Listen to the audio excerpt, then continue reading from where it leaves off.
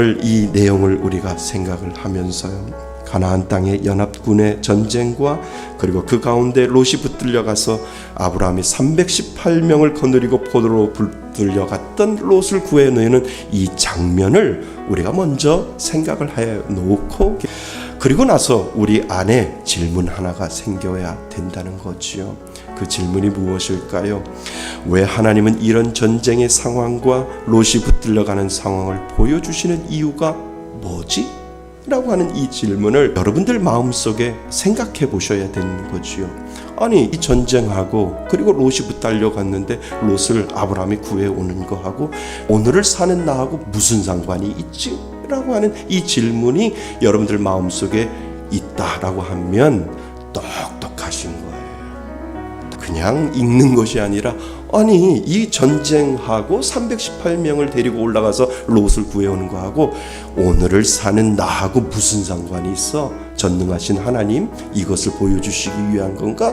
라고 하는 이 질문 가운데 여러분들이 답을 찾으려고 한다면 여러분 정말 똑똑하신 거예요.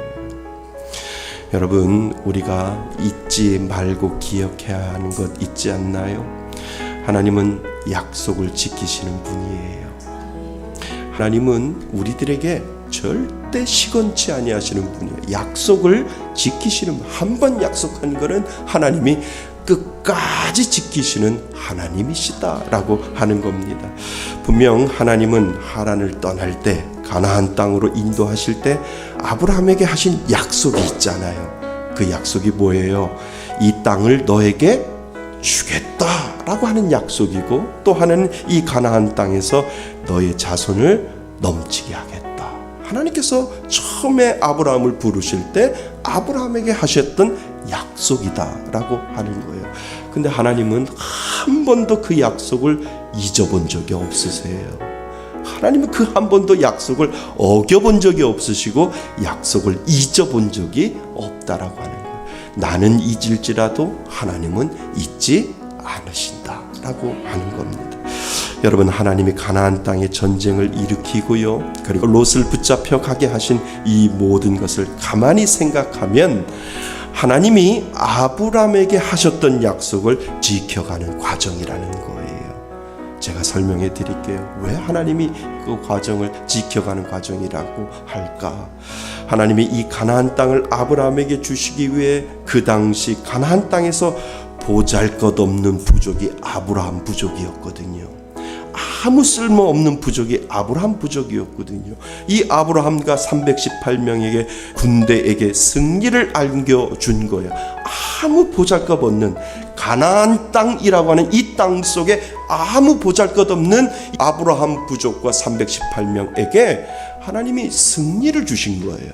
승리를 주시며 도저히 이길 수 없는 적과 싸워 승리하고 돌아올 수 있도록 하나님께서 만들어 주신 것은 이 가나안 새 땅 주인을 아브라함에게 주시는 과정이라고 하는 거죠. 그러니까 하나님은 약속을 지켜가시는 거예요.